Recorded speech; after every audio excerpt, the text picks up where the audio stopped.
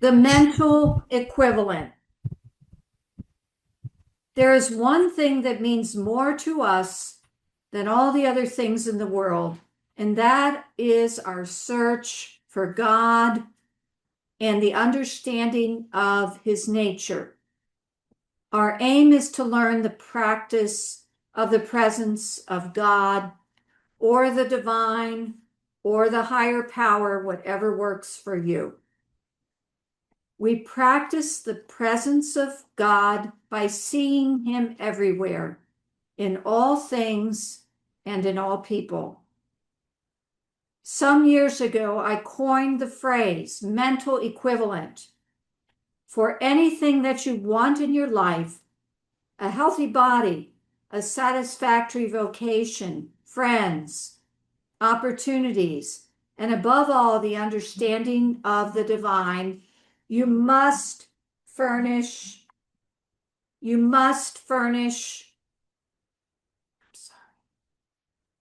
a mental equivalent.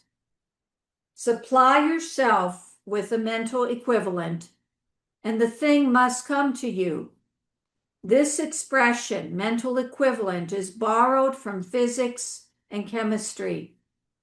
We speak of the mechanical equivalent of heat, and engineers can constantly have to work out the equivalent of one kind of energy in another kind of energy. And they have to find out how much coal will be needed to produce so much electricity, and so on. In like manner, there is a mental equivalent of every object or occurrence on the physical plane. The secret of successful living is to build up that mental equivalent that you want, and to get rid of it, to expunge the mental equivalent that you do not want. And there's a short scripture from Psalms that he refers to here. Psalm 119, verse 15.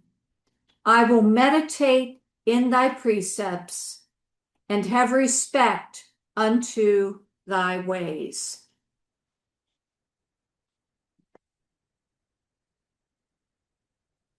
And Brian often refers to the Lamsa version of the Bible, and it says, I have meditated in thy commandments and am familiar with thy ways.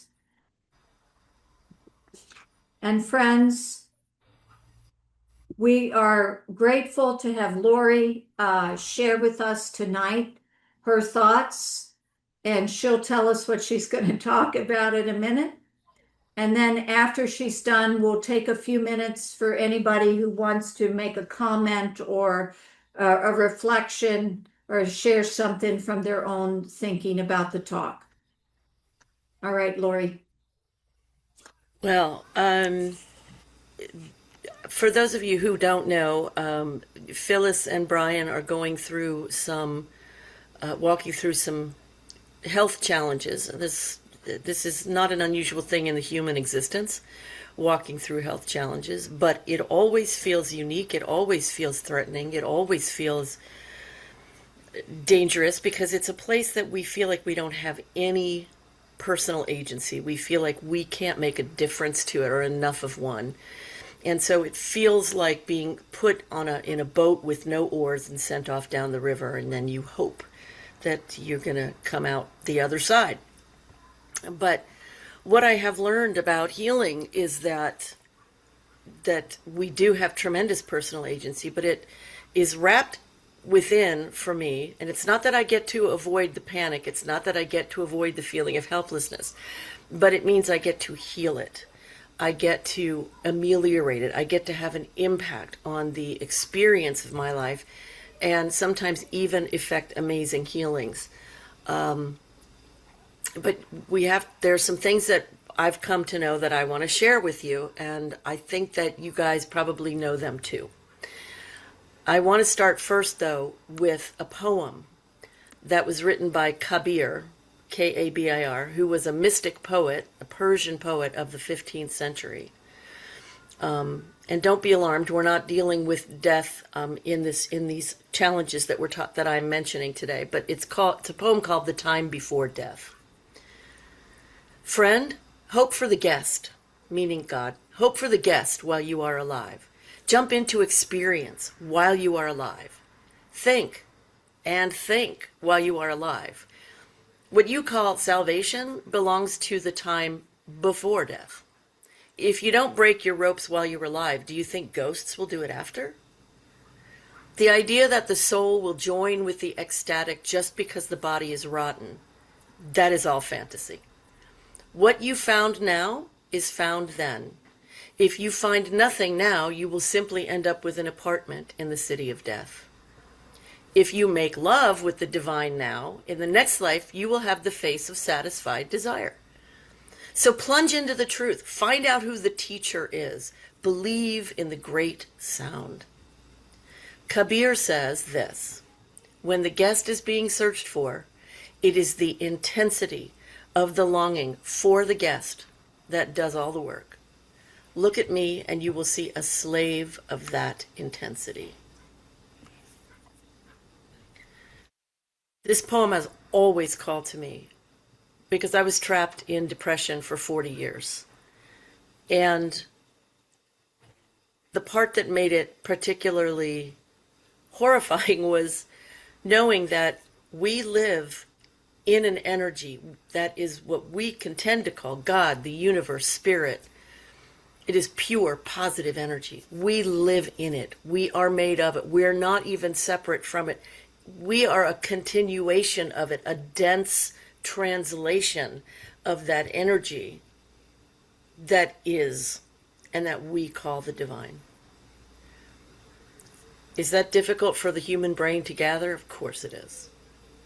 But then again, if you look at quantum physics, physics says everything in the universe is waves of energy. Just waves of energy. And then something comes along to become the observer of it, and boom, it becomes a point of focus. So at some point on the other side, we all went, I want to focus right there, and boom, there came Phyllis.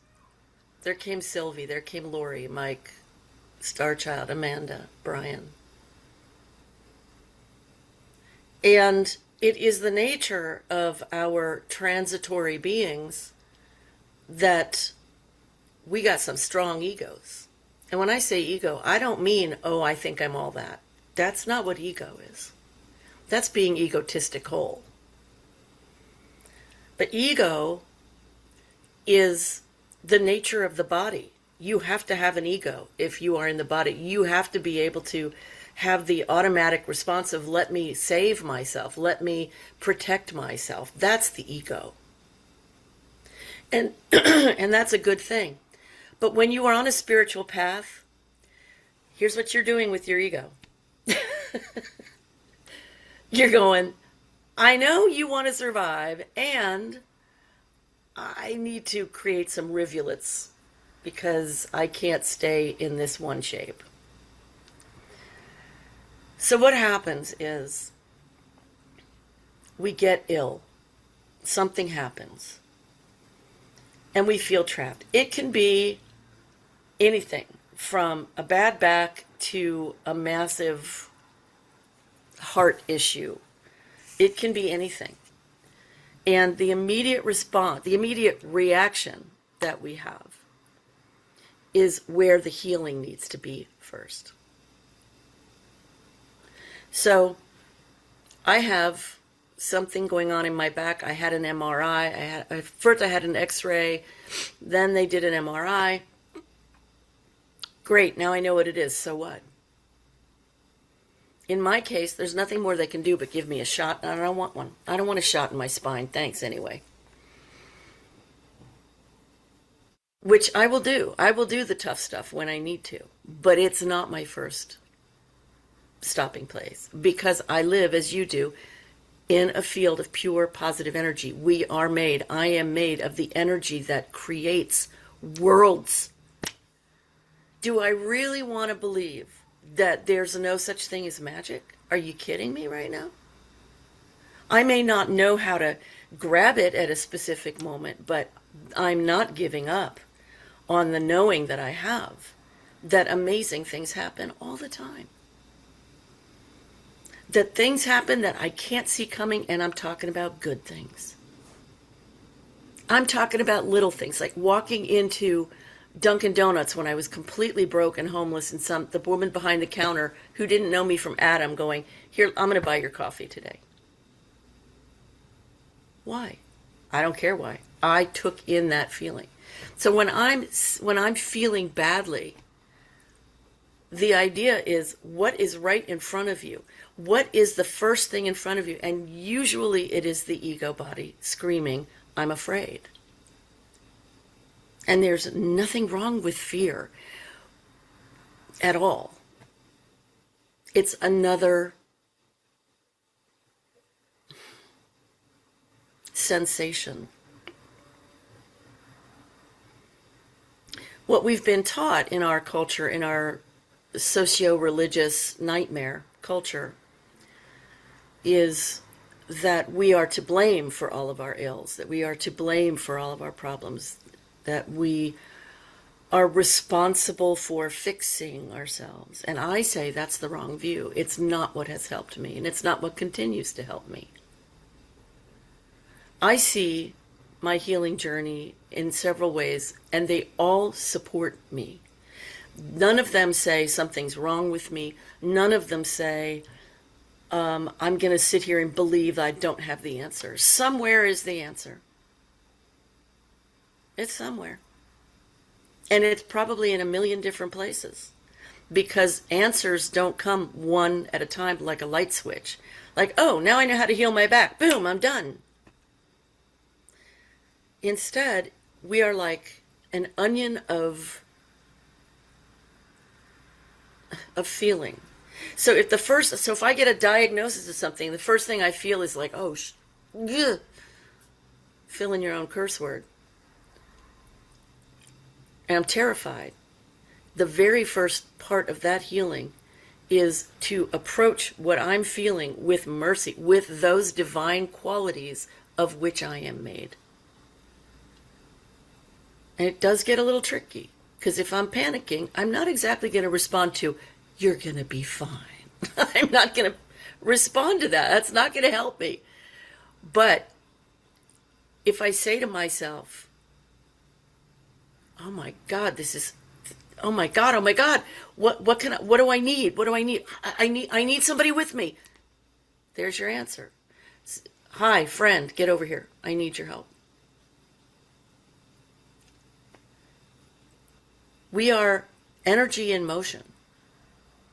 That's why the dis-eases that we have in our bodies are not planted in concrete. We are energies in perpetual motion. I've been working on my back for a while, for probably about a month, I guess. And the way I've been working on it is this. One of the things I understand is that pain comes from resistance. That when we make room for the path of least resistance, when we practice the art of allowing that energy of which we are made some room to be at play within us, it's going to do some good stuff. It doesn't do bad stuff. It only does good stuff. And if I'm not going to fix me, then it's not a matter of, I got to fix that belief. I got to change that belief or God won't love me. No. The positive translation of that is, where can I stop resisting? Where can I rest in the knowing that there is this thing here somewhere? And it's not just one thing. It's everything. We live in a world of endless possibilities. So I was at the doctor's office waiting for something about my back. And I suddenly thought, yeah, I need to let go. Not let go, now I'm done. That's not how it works. I need to practice releasing the push against. So I closed my eyes and I felt where my back was hurting.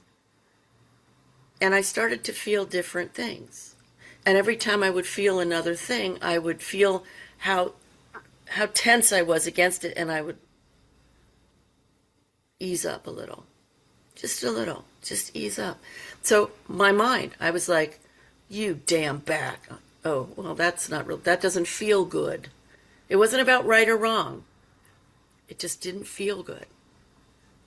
So I backed off of it because I'd rather not make myself feel bad. And then I felt the little musculature around it, like this. And I went, oh. And I eased up on that.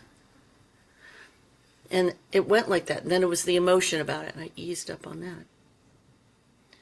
And I found out sometime right after that, doing some research, that when it comes to pain and healing, especially pain, it's connected to the body in two ways. One way is, of course, the physical. You have an injury to your body, it goes to your brain, to the part of your brain that has to do with the physical. Duh. I fell down and broke my leg. It goes to the part of my brain that records physical pain. Big surprise, not. But everything after that, it goes to the part of your brain that records emotion. That's interesting. Because I learned in 2024 that, what the hell year is it? 2022, that by shifting by 1% my emotional body, I was able to heal all of those years of depression. And since then, I've used this knowledge to shift how my life goes, how I feel about my life, how I feel about me, the possibilities that have opened to me. I mean, it's a game changer. But we can't think in terms of I have to fix me, something is wrong with the fundamental me, because there's nothing wrong with you. There's something that's going on that wants your attention. But that's different than something is wrong with me. If something's wrong with me, I have no personal agency. I can only go to the doctor. I can't do anything unless the doctor tells me something to do. That makes me powerless. I don't like being powerless. Especially since I'm made of the energy that creates worlds. That's just insulting.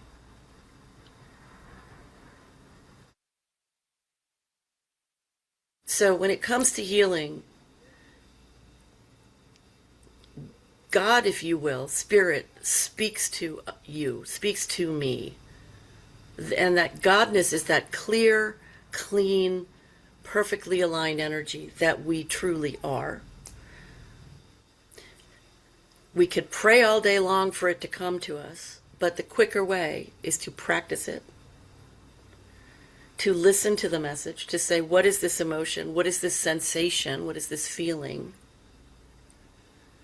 And have a relationship with it. Have a conversation. What is happening? What's going on?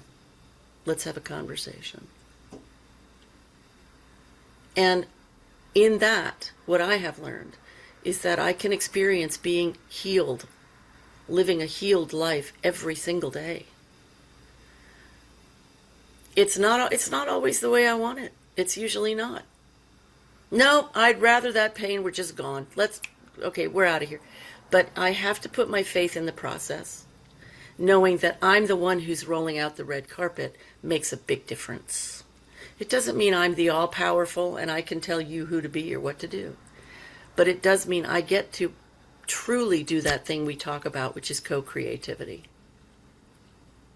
I get to actually know that when I do something, God listens and responds. So, allowing the experience of our own healing, pursuing, like Kabir said, he's the, pursue that thing, plunge into your truth, experience and think, and challenge the traditional ways of thinking about spirituality and religion, and find answers that before you found them you would have said were impossible, and you will realize that you really are made of the energy that creates worlds. And that changes your trajectory in ways that nobody could begin to tell you. And it's all good. Lori, thank you. Thank you. Yeah, thank you's resounding here for you. Other thoughts, connections. I know you mentioned Brian and I was just reflecting on the fact that the hospital we were in, when we left, I said, Brian, was there anybody there who was not nice and kind and helpful? And because most people were, and he mentioned one person, and I didn't think that at all. But or anyway, so those people, I had a lot of respect for the nurses and the aides and everybody because they were very cheerful and positive and helpful and considerate, because he was in a lot of pain. And even the doctor who came in very much later than we expected, he was upbeat and positive. So I was grateful for that. So thinking about that, and as we're sitting there, I was also thinking, I haven't had this conversation yet, but of how sometimes you got to talk to whatever's going on, have a conversation with the back or the whatever, what's going on. That's my 2 cents worth. Anyone else want to share something? That was a good talk, Lori. A good reminder, though, of what we have in the old ways, the ancient ways, because that's one of the things that, if you look back through history, that is taught, by the folk women, by the shamans, by the pagans, by the witches. They would, by the healers, by the gypsies, by all of them. What is it that you feel? What is your body trying to tell you? What are the messages, that are inside? A lot of the energy workers, what chakra is blocked. So I mean, all of this is it's great to have refresher courses, on it through, modern technology or people that are modern speakers now, but there isn't anything new about this. So I mean, I love it that when someone talks about something that we've done in the ancient ways or in the old ways, that it's coming to light again or still. I was talking to a friend of mine, and we were talking about exactly this, that, when we get sick or when, our body is running down. And she told me, she goes, I have to make an appointment with myself to just, take a break, because I've been running for a few weeks now. I need to, just make an appointment with me. And she was telling me that, a couple personal things were going on. And I said, well, what is it trying to tell you? And she started chuckling. She goes, I usually ask people that when they tell me this exact same thing. Thank you for the reminder. So, these things, those things that you were talking about, Lori, amazing. The first part of healing, you approach yourself in mercy. Most of if not all of you, well, most of you, know of the healing journey that, that we've been on with Donovan. And it's, some of it was scary, but for the most part, it's been amazing, because through this healing journey and where we are now, he hasn't had seizures for over 5 months. His seizure meds just got lowered. He's only on 5 pharma medications compared to 13. I mean, what is that? And all of that began up here. His first thought to me was, I don't like the feeling of these medications and what it's on. I don't like when my body does XYZ. Well, let's change that. And we began on that process exactly as what you were saying, Lori. Again, thank you for the reminder. You shift the energy and you shift the knowledge. It was, he was telling me, there's something going on, and, this is, wanting my attention. So where do we start? Okay. We start with what you just said. I don't like the feeling of feeling this way. So that's where we start. And that's where we started. And some of his doctors are like, well, what if he has seizures? Well, what if he doesn't? So, all of those things that you were mentioning, Lori, begins up here in the thought. You were saying that in 2022, you figured out a way to, get untrapped from your 40 years of depression, but it began with a thought. And then you manifested that thought in what you did and what you taught and the way you lived it. So, thank you for your talk and your reminder that, we do have, agency over these things, and we are not helpless over any of it. Thank you. Trina is here. She's going to share. Here, right there. Hi, I've been sneaking around over in the corner. Nice to see everybody. So I don't know if any of you guys have ever heard of Joe Dispenza. He's but I'm been a brought up. huge follower of him. I probably read all of his books and everything that that she was touching base on today, talking about that. He has actually put into action, went out and did studies and did tests and brought the mystic into the quantum field and proved to people and showed people that the placebo effect is very real. And if you can think yourself into sickness, you can think yourself into just not being good or tragedy or anything that's negative. If you can think yourself negative, then why can't you think yourself positive? So he went out and he did this. He did these studies and these placebos. He actually put people in control rooms, or just not him, but his team of people, and they have brought people completely off their deathbeds with just putting that thought in their head that, hey, there's nothing wrong with you. You're pure quantum energy. Like you said, Lori, right? How are we even allowed to do anything from there? Like you're not even allowed. Like look, like we are made of stardust. We are made of God energy. Like we are made perfect in His image. So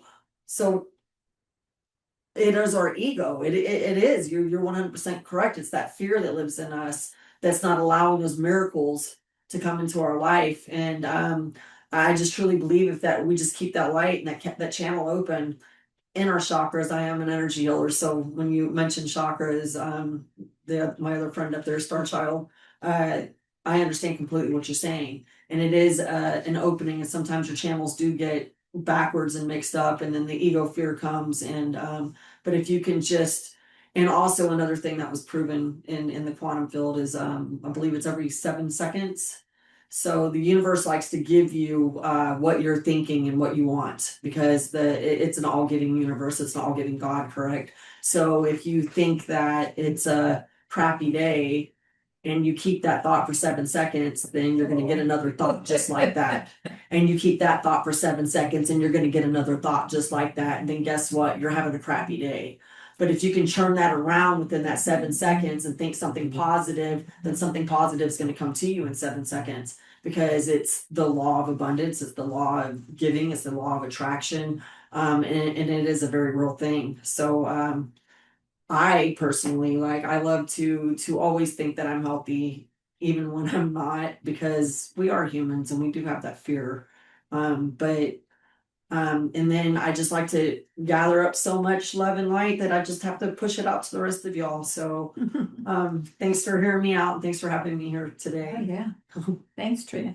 And I'm back to Emmett Fox's reading here when he talks about the secret of successful living is to build up the mental equivalent that you want and to get rid of, to expunge the mental equivalent that you do not want. Absolutely. And so guarding the thoughts, guarding our thoughts and being alert to what's going on up here. Anyway, Christy, thank you for being here. Why don't you go ahead, honey? I got you unmuted, I think. Thank you. I think both And, tapped at the same Mike, I'll time. call you in a minute. Go ahead, Christy. Sorry. We both tapped at the same time. Okay. I muted. Okay, here I've got half of mine today because I'm on a different sleeping schedule, and so I'm in twilight. But I recognize you actually kicked it out of the park. You hit it out of the park, Lori. Thank you, thank you. Your words are so magical for me, and that you're in my stream, or I'm in your stream. So there's so many things that pass through my head, and I'm going but it's to give it words. If we communicate with each other, to go, there was a time, I think, in our early social system where we were country people. Many can remember that. We passed through that, however old we were country people. Country people realized what was happening in nature, how we did husbandry. I think the word is coming to me, husbandry, and if I'm correct, it's about working with the animals. It's working with the land, but it's working with the animals, and knowing how to communicate and how to allow things to happen because it's natural. And our medicine was better because it's natural. And we understood the land gave back to us and can heal us. But the purpose of me bringing that up is allowing ourselves to know we had all of our senses involved.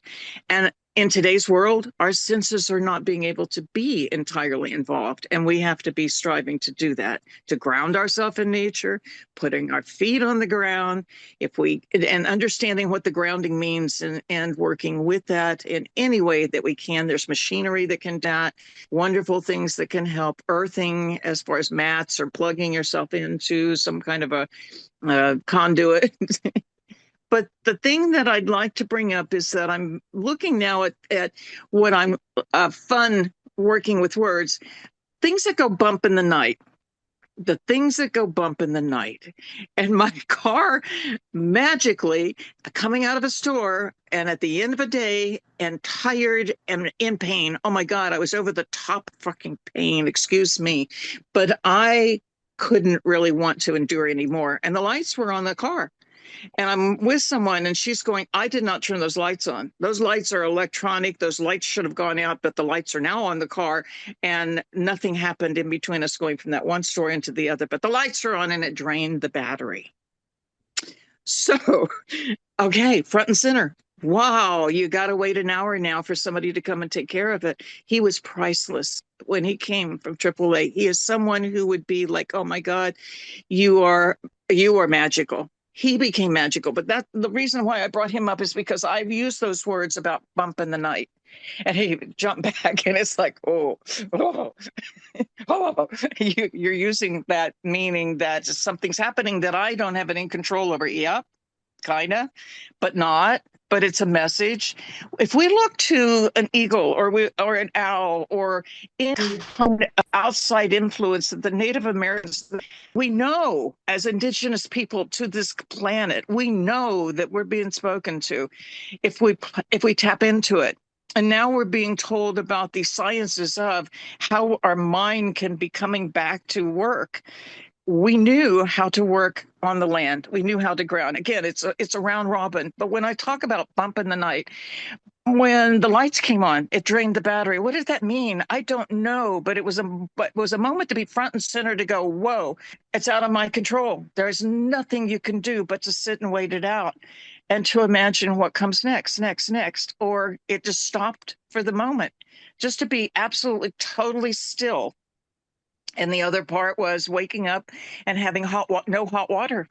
And it's like, what the hell happened? It's an electric water heater. And then finally, the two of us in the house go, oh, where are the breakers? And so a breaker got popped. I remember the night before sitting and hearing this big pop, and I didn't know what it was. And I'm going, that's a problem. Why does electric just pop why did my electric water heater pop? I want to go to that question, but it brought me to the place of who is helping me in that bump in the night? Who are you? What are you wanting? How are you speaking to me? I'm asking those questions now because it wasn't only that, but there was in the other room, there was this little twinkle tree. Those little twinkles they put around this little tree and it popped on. And I'm going, okay, nobody did that. I didn't do that. The other person in the house didn't do that. And then it went off by itself later when I said, did you set it to go on? No. So those bumps in the night, those little synchronicities of sort, it's like, I know there's energy happening. That energy to me is my stream. It isn't something that's supposed to be hurting me, but that bump in the night is what I'm paying attention to. And this illness is the same. And I'm looking at that as being more available to know that pain is the same as that bump in the night. And I'm working to see that I have a new language. I pray in a new way. I have someone in my stream who is reminding me that it can be offensive when I'm not listening to myself because she's out picturing it and her life is extraordinary. And she's saying things that are old school when people don't understand that they're in charge of their stream and they become more how do I want to say, more destructive in the verbiage that they use because they are creating their outcome. And we didn't grow up that way. We just didn't grow up that way. Nobody gave us that. So I'm allowing this moment to remind me and gifting others to think it's a different time and we are magical. We can use all kinds of words. We can use whatever words really help us in the playground. And no one taught us how to come to the playground to play other than to be nice. Be nice. Be nice and help others. I appreciate being here, and this helps me come back into the reality of knowing how magical I am. The picture that you see is my nephew who chose to leave at 38 years old. And I say chose because he struggled and struggled and struggled. And he decided to self-medicate with alcohol, which killed his liver. And I believe in this world today, as always, men don't seem to be able to step up to their wisdom of their inner, I want to say feminine, because the feminine is the magical to me that heals, the feminine of the earth, the feminine of we could go, that's another whole thing for people. Amen. Thank you, Christy. Okay, Mike, you wanted to share, please, and thank you for your Yeah. patience. Thank you so much for letting me be a part of this. I'm going through some really tough times right now. I'm 41 years old, and my wife and I have two beautiful children, 7 and 4. And first off, I want to start off with I'm very grateful that I was able to spend time with my children this weekend. We were able to go to Chicago and see my cousin for her graduation party. That being said, my wife and I are currently going through a divorce, and it's eating me up inside. And you know, I had to go into a psych ward for 72 hours, and because I was having intrusive thoughts, and I love my wife so much, and Lori, thank you so much for speaking. It's weird because I'm starting to notice that God really does work in mysterious ways, because you were talking about the law of attraction, and my mom has kind of jammed the secret book down my throat. And for years, I've been fighting it, trying to just do things my own way. And I'll be honest, I don't want this divorce. I love my wife. I want my family to be intact. I always value marriage, and I'm really struggling. I'm now on the correct medication that I need to be on. Um, but it's just one of those things where the nights are really the hardest, because I'm living at my mom's 45 minutes from where my family is, and in camper, and it is what it is at this point. But I I just want to be able to get healthy. And, I'm going to therapy now. I've got intensive outpatient therapy coming up very soon. I started doing yoga, which that to me is baffling because I don't do any of that. Like that's all of my wife's jam. You know what I mean? And, I'm looking for ways to kind of get outside of myself and my dark thoughts. I haven't had them for a couple weeks now because I've been, on this particular medication that's helping me. But I just wish there was some magic pill just to kind of get over this because I know I have to move on, and I am stuck because I don't want to move on. I love my wife and I love my children, and I can see how it's ripping my children apart, and I never wanted that, and I have I have anger issues. I know that, and I'm addressing that, and I'm doing the best I can to be calm and present. And I was able to see my wife today for a good probably 10, 15 minutes, and I just kind of was very calm, like I'm talking right now, and was kind of letting her know that if you want this, you and I both know that I don't want this. We don't want our family ripped apart. She feels the same way, but at the end of the day, I have not been a very good husband to her, and I'm just I'm really starting to see like that there's positive change that I'm noticing, and I just wish that she would be able to see it because when I'm not near her, I will text her constantly and let her know, hey, I'm doing this, that, or the third, or whatever. And I purposely talked to her today and let her know, like, I'm gonna do my best to not blow you up via text or anything like that. And now that you're here, I need you to hear what I have to say because I feel like it goes unnoticed. And um, I'm struggling because like I said, I don't want my marriage to fall apart. I believe that marriage is a sacred bond, and you get married, and if you're going through stuff, we have a two-story house. If you're going through stuff, I'll go on the second floor, you stay on the first floor, vice versa. And then we'll come and meet, and, when everybody's calmer. But at the end of the day, I think she's just done with my stuff, with my crap, and it's just I'm trying to learn how to cope and just let go. And I'm trying to use words that are not like negative. It's if I say it's difficult, it's going to be difficult, And I'm trying to think of an opposite word for that. I know I'll get through this, and I'll be positive and better on the other side. It's just walking through this is just, I was from the years of 2006 to 2012, I was in a 12-step program. And I tell everybody, I would much rather go through that again because that was so much easier than having to go through this divorce that I thought somebody would love and care about me and sickness and in health. And she, when I was in the psych ward, she did not even visit me. And that hurt tremendously. And, I understand probably why she didn't want to visit me. And it's just, um, You're on you the know, healing journey for sure, Mike.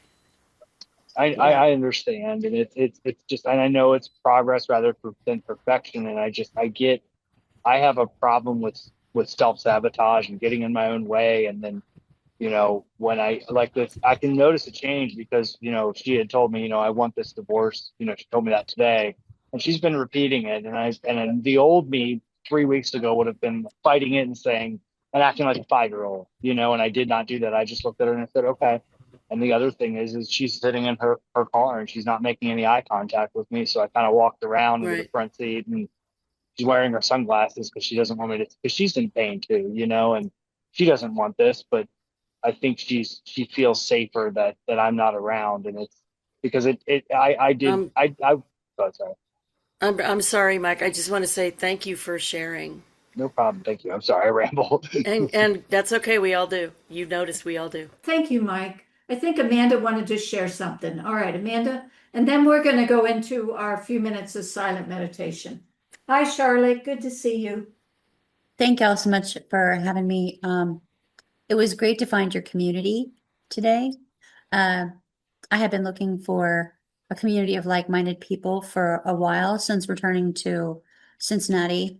I have been working on my transformation journey for some time, and most intensely the last 2 years.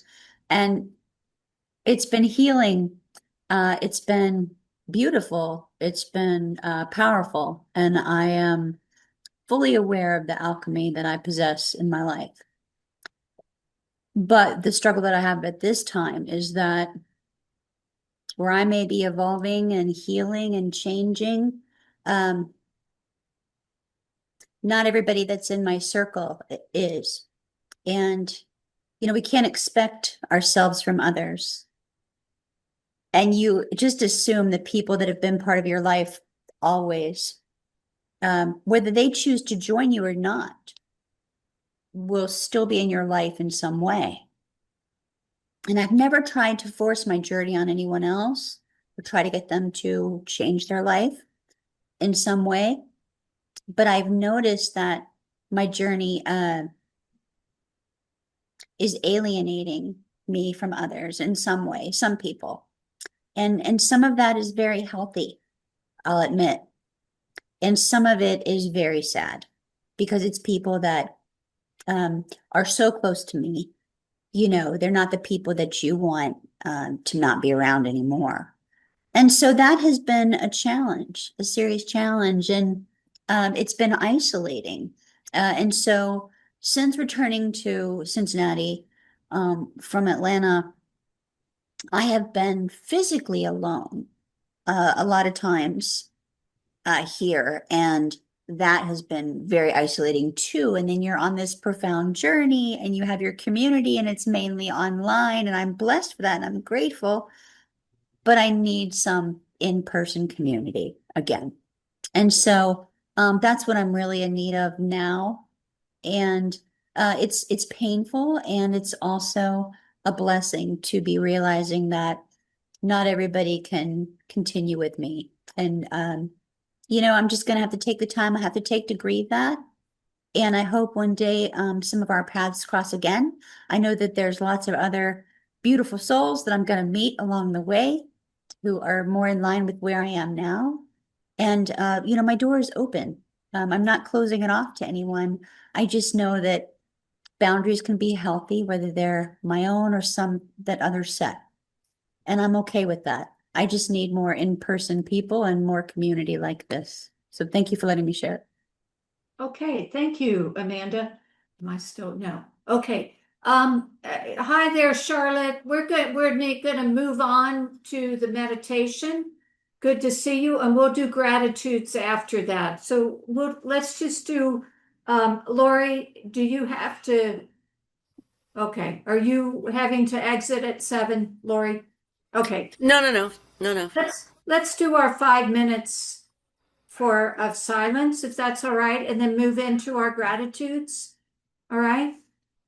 So we're gonna just be quiet, and I will unmute and call us back to the group in about 5 minutes.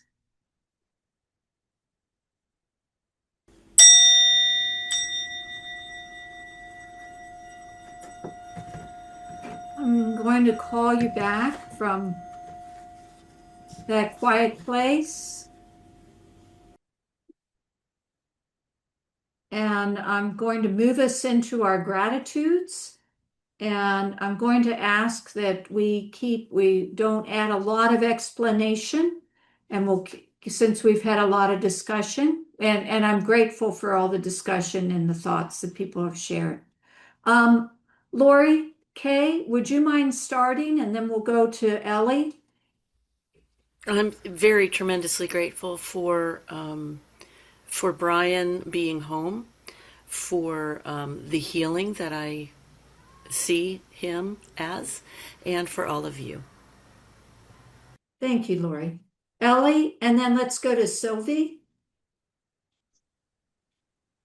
I'm thankful that when I woke up this morning, the ground was wet and outside versus dry and crunchy. We've had a lot of fires around us and we're still getting a lot of smoke. So that tells me that, that at least in some areas, moisture is coming back. I'm thankful for the small rainstorm we had the other day that kind of cooled everything down. It kind of goes back to, last last week about the elementals, really, you know, how we know they're there, but, you know, do we look at those things that are always there and do we show gratitude toward them? You know, or do we take them for granted that they're always going to be there? I mean, Karen A was saying that, you know, Seattle is in a 60-year drought. You know, so, um, you know, it's like, where's, you know, where's the water? Where's the snow? Where's, you know, the element that we need to not have that. So, you know, um, we look at Mother and we know she's retaliating because she's not being taken care of right now. You know, the wildlife, the fires, you know, right now we don't, but the surrounding areas have had the power off to not cause electrical fires. So, you know, here as other areas, it's a really big concern right now that even having, you know, the electric on will start a fire somewhere. So anyway, Okay. Thank you, so I'm Ellie. grateful for the water and the element. Okay. Thank you, Ellie. Sylvie and then Amanda. Okay. Wow. That was a really great talk today, Lori. I really did appreciate that. Kind of like, I would have to say you're quite a miracle to have gone through so long of disease and being able to pull yourself out of it, to have made up your mind to pull yourself out of it. And we all have it within us. We just need to listen to ourselves and have a talk with ourselves. Yeah. Also, I'm grateful to all of you to enjoy all of these points of views. I think that's about it. Thank you, Sylvie. You're welcome. Amanda and then Christy. I'm grateful for this space. Thank you so much. I'm grateful for the authentic shares. I'm grateful that I had work today and that I have work tomorrow. Uh, Grateful for the clarity that I'm getting and grateful for my God. Thank you. Okay. Christy and then Mike. You know, technology is always my gratitude to know that the invisible is able to bring us so much together now and how we are moving in that technology. So I marvel at that. And the other part is if I were to say manifest, how you all are in my life, however that came. And Amanda, thank you for finding us. And I think you're going to have fun, really, a lot. Keep coming back. When you come back, there's a famous line there. Keep coming back. It works if you work it. So it's a nice line.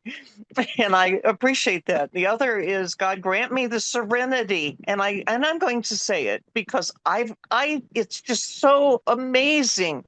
These three lines, and I forget them. And thank you.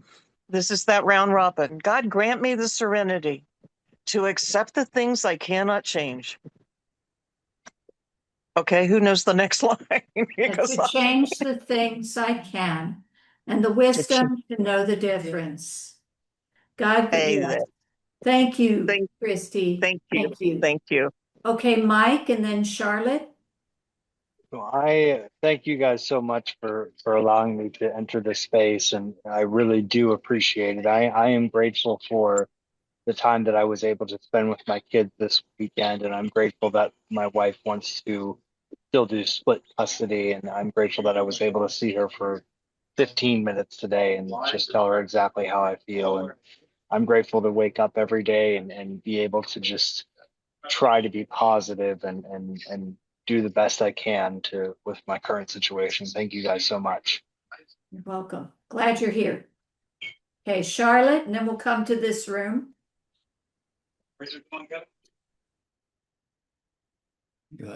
Oh, Charlotte, hang on.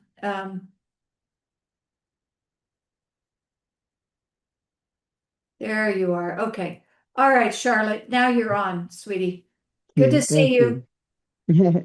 First, giving honor to God, who is the head of my life, and thanking the dear blessed Lord Jesus Christ.